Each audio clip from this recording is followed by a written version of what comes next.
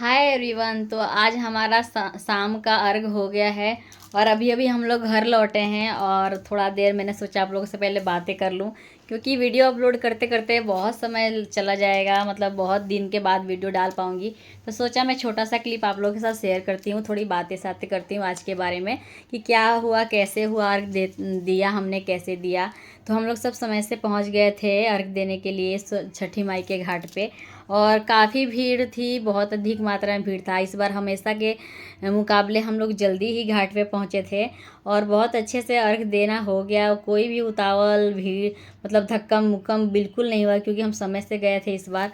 और है ना, बहुत अच्छा लगा। और अभी आज का तो अर्घ संपन्न हुआ हमारा, संध्या अर्घ। और रह गया कल सुबह हम फिर अर्घ देने जाएंगे, सुबह सुबह उठ करके सुबह 4 बजे हम लोग निकल जाएंगे अर्घ के लिए।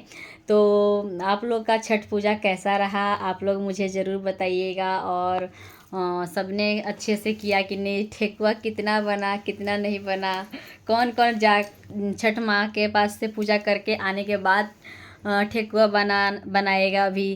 क्योंकि कभी कभी रह जाता है ना कि जैसे नहीं हो पाता है पूरा पूरा प्रिपरेशन, तो हम लोग है ना छठ माता का पूजा करके आते हैं ना फिर भी बनाते। पिछली बार मैंने ऐसा ही किया था कि मैंने है ना दोपहर में सिर्फ माता के लिए प्रसाद बनाया था और थोड़ा बांटने वाला भी प्रसाद बना लिया था।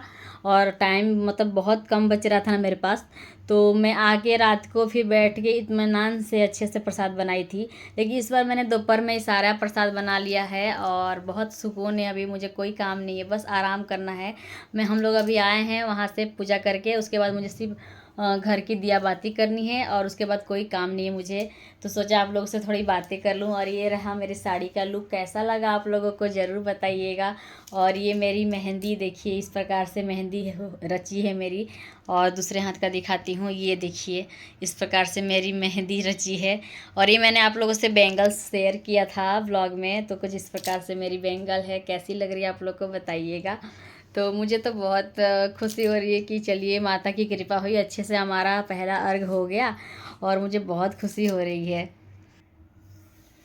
और फ्रेंड्स, छठ माता का पर्व जो है ना, बहुत से लोग पुत्र प्राप्ति के लिए करते हैं और कुछ लोग मन्नत भी करके ये व्रत को उठाते हैं। और कुछ के लोगों को है ना पहले मन्नत मांग लेते हैं कि मेरा मनौती पूरा हो जाएगा ना तब हम छठ माँ का व्रत करेंगे। और कुछ लोग है ना जो करते हैं फिर पूरा हो जाता है, फिर उसके बाद छठ माँ का अच्छे से पूजा पाठ करते हैं। तो अगर किसी को भी पुत्र प्राप्ति की इच्छा हो, उनको संतान ना हो, संतान का सुख ना प्राप्त होता हो ना, तो छठ माता का व्रत करते हैं। अगर मन्नत मांग के छठ माता का पर्व उठाते हैं ना, तो माता अवश्य गोद भरती हैं। सभी बहनों, जो भी बहनें होंगी ना जो संतान सुख से वंचित होगी, वो इस छठ माता का व्रत करने का अपने मन में रखें और व्रत को स्टार्ट करें, तो ज़रूर उनकी इच्छा पूरी होगी। और मैं छठी माई से यही प्रार्थना करूंगी कि मेरी सभी बहनों की, सभी सखियों की गोद भरे और सभी को जीवन में है ना माँ बनने का खुशी मेरी छठी माई प्रदान करे। यही मेरी छठी माँ से विनती है। और वहाँ पूजा करते समय ना ब्लॉग कौन शूट करेगा, इस बात का है ना मन में रहता है थोड़ा कि कोई शूट कर ले, मतलब क्योंकि पापा इनके बच्चों को ध्यान देना होता है और बहुत भीड़ रहती है ना, तो बच्चे थोड़ा इधर उधर भागने की कोशिश भी करते हैं। ऐसे तो बच्चे मेरे भागते नहीं है, बट फिर भी एक मन में चिंता बनी होती है। तो हम सब औरतें तो छठ माता के पास बैठ जाती हैं पूजा करने, और पापा, सभी के पापा अपने बच्चों पे नज़र रखते हैं, ध्यान रखते हैं। तो आज ये ब्लॉग जो है ना छठ माता के पास कुछ अच्छे खास तरीके से शूट नहीं हो पाया, फिर भी मेरी कजिन सिस्टर ने मेरा ब्लॉग शूट किया है, तो मैं उसको एडिट वगैरह करके आप लोगों से शेयर करूँगी, छठ माता के घाट का ब्लॉग। तो एडिट करते करते आप लोगों से शेयर करने में काफ़ी समय लग सकता है, 2-3 दिन का टाइम तो लगेगा ही, क्योंकि मैंने छठ से रिलेटेड अभी लॉन्ग वीडियो में कुछ भी आप लोगों से शेयर नहीं किया। तो एक एक करके मैं सभी वीडियो आप लोग के साथ शेयर करूँगी। तब तक के लिए मैंने सोचा कि मैं आपको आज का लुक दिखा दूँ और आज आपसे है ना बहुत सारी बातें कर लूँ मन भर के, क्योंकि पता नहीं कब तक छठ का ब्लॉग आप लोग के सामने मैं शेयर कर पाऊँगी। और है ना मुंह इतना सूख रहा है ना कि सुबह से मतलब मुंह तो बंद ही नहीं है, कभी ये रखो वो रखो, मतलब कितनी भी छठ माता के लिए तैयारी कर लो ना, तो लास्ट लास्ट में तो ऐसा लगता है कि कुछ ये ना भूल जाए वो ना भूल जाए, ऐसा मन में रहता ही है। फिर भी कुछ ना कुछ मेरा हमारा छूट ही जाता है। जैसे कि मैं आज ना छठ माता के पास ना धूप के साथ अगरबत्ती भी ले ले जाते हैं हर साल, बट मैं इस बार धूप ले रख ली थी तो अगरबत्ती नहीं रखी थी कि चल जाएगा। फिर लास्ट में सोचा था कि मैं रख लूँगी, बट फिर मैं वही लास्ट में अगरबत्ती रखना ही भूल गई। फिर मैंने वही धूप और दिया ही रखा था माता के पास। तो यही होता है, इतने सारे काम, ठेकुआ बनाना और माता का प्रसाद बनाना, इतने बिजी रहते हैं ना हम लोग कि मतलब दिमाग 50 जगह पे घूमता रहता है। ये भी रखना है, वो भी रखना है, ये तैयारी वो तैयारी। फिर शाम होते ही सुबह से उठ के प्रसाद बनाया, नहा धोआ के घर को अच्छे से क्लीन करके साफ करके, फिर शाम को है ना बच्चों को तैयार करना, अपने खुद तैयार होना।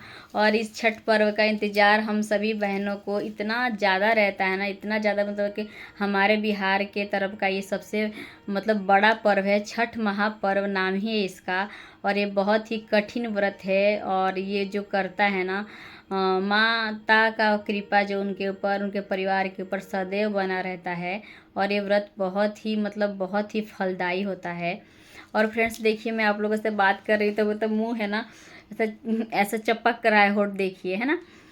बोल नहीं पा रही मैं, फिर भी आप लोगों से बात करने का मुझे इतना मन किया कि मैं अपने आप को रोक नहीं पाई और आप लोग से ये वीडियो अभी के अभी मुझे शेयर करना, इसलिए मैं बैठ गई वीडियो शूट करने आप लोगों के लिए, क्योंकि मुझे आप लोगों से बात करना बहुत अच्छा लगता है फ्रेंड्स। तो अभी है ना पानी के बिना मुंह ऐसा सूख रहा है, प्यास भी लग रही है, बट ऐसा लगता है ना कि हम अगर अपने आप को रोक पा रहे हैं तो रोक लेते हैं। बाकी जो नहीं रोक पाते, जो अपने आप पे मतलब अपने प्यास को कंट्रोल नहीं कर पाएंगे, जैसे कि कुछ लोग होते हैं ना, जैसे कि नई नई सखियां हमारी छठ माता का व्रत स्टार्ट करती है ना, जैसे कि नई नई शादीशुदा, मतलब नई नए, मतलब समझ रहे हैं ना आप, कि जो फर्स्ट टाइम ये व्रत स्टार्ट करता है, तो उनको बर्दाश्त करना ये व्रत है ना थोड़ा सा कठिन हो जाता है, क्योंकि उनको है ना इसका हैबिट वगैरह नहीं होता है। तो शुरू शुरू में जैसे मैंने फर्स्ट टाइम किया था तो मुझे है ना पानी पीना पड़ा था रात के टाइम, क्योंकि मेरा बाबू तब है ना 1 साल का भी नहीं था, बहुत छोटा था। तभी से मैंने ये व्रत स्टार्ट कर लिया था, तब मैंने पानी पी लिया था शाम को। और इस व्रत में जैसे कि अभी शाम का अर्घ दे के आते हैं ना, तो पानी पी लेते हैं। जिसको भी बर्दाश्त नहीं हो, मुंह सूख जाता हो ना, तो वो पानी पी लेते हैं। जैसे कि गोही होता है ना, मतलब गोही के जैसे पेट के बल लेट करके और पानी थाली में रख करके, और घाट पर से हम लोग पानी लाते हैं लोटे में भरकर, गंगा जल, वही पानी है ना थाली में पलट के, और अच्छा पानी घर का उसमें मिक्स करके हम लोग गोही का रूप पकड़ के, मतलब कि ऐसा लेट कर पेट के बल वो पानी को पी लेते हैं, और उससे हम अपने प्यास को शांत करते हैं। छठी माता हम सबको माफ़ करती है और वही शक्ति देने वाली हैं। वो जिस प्रकार से शक्ति देंगी उसी प्रकार से हम अपना इस व्रत को निभाएंगे ना। तो शुरू शुरू में ऐसा ही होता है। तो आप सखियों को भी यदि प्यास नहीं कंट्रोल हो रहा हो ना, तो छठी माता आप सबको माफ़ करेंगी। आप बिल्कुल पानी पी सकते हैं, आपकी मर्जी है। या तो आपके घर में जो भी बड़े बुजुर्ग हैं आप उनसे इजाज़त ले सकती हैं और पानी पी सकती हैं, है ना। क्योंकि शुरू शुरू में ये व्रत को मतलब करना और इसका प्यास बर्दाश्त करना ना काफ़ी कठिन हो जाता है। तो आप लोग जैसे आप लोग के घर में होता होगा ना, आप कर सकती हैं। मुंह मेरा भी सूख रहा है, बट वही है कि माता की शक्ति, हम इसको बर्दाश्त कर सकते हैं। माता ने इतना शक्ति दिया हुआ है ना, तो हमें भी सुबह 4 बजने का इंतज़ार रहेगा कि फिर से हम दोबारा कब माता के घाट पे जाएं और हमारा दूसरा अर्घ कब हो, और हम फिर खुशी खुशी अर्घ दे के और अच्छे से प्रसाद ग्रहण करें, सबको प्रसाद वितरण करें। और आज तो काफ़ी मतलब जल्दी जल्दी ही पूजा पाठ सब हो गया था। कल तो घाट पे काफ़ी समय लगता है, क्योंकि अर्घ के बाद हम लोग बहुत समय लग जाता है प्रसाद बांटने में। बहुत सारे लोग होते हैं ना, सबको ही प्रसाद जैसा जिसको लगता है वैसे, जो भी हमारे सामने आता है लेने प्रसाद, किसी को सामने से भी देना होता है। और कहते हैं ना, छठ माता का प्रसाद हम जितना बांट के खाते हैं ना, उतना छठी माई हमको बहुत बढ़ोतरी देती है, बहुत ही आगे की तरफ बढ़ाती है। तो हम सबको छठ माता का प्रसाद बांट के और वितरण करके खाना चाहिए, और अपनी खुशियाँ और अपना ये जो आशीर्वाद है ना माता का, वो सबके साथ बांटना चाहिए। और सबको छठ माता का प्रसाद ज़रूर से शेयर करना चाहिए। किसी मतलब छठ घाट पे है ना, किसी प्रकार का किसी से अनबन होने से अपने आप को रोकना चाहिए। जैसे कि कभी कभी क्या होता है ना, कि जगह के लिए भी कुछ लोग लड़ते हैं, झगड़ते हैं, तो इन सब बातों को इग्नोर करना चाहिए। तो ये सब छोटी छोटी बातों को हमको बिल्कुल ध्यान रखना चाहिए सखियों। और ये व्रत खुशियाँ लेकर आती है, इसमें लड़ना झगड़ना बिल्कुल सही नहीं होता है ना। तो आप लोग भी अच्छे से अपना व्रत इंजॉय करें, और आप लोग को छठ माता की ढेरों शुभकामनाएं। मैं मिलूँगी आपको है ना अगली अपने ब्लॉग के साथ। तब तक के लिए ये वीडियो जो थी ना यहीं तक की थी। आप सबको छठ माता बहुत ज़्यादा शक्ति दे ये व्रत को करने के लिए, और मुझे भी दे। और इसी के साथ ये ब्लॉग मैं यहीं पे एंड करती हूँ फ्रेंड्स। ओके, थैंक यू, फिर bye bye, tata and good night. जय हो छठी मैया।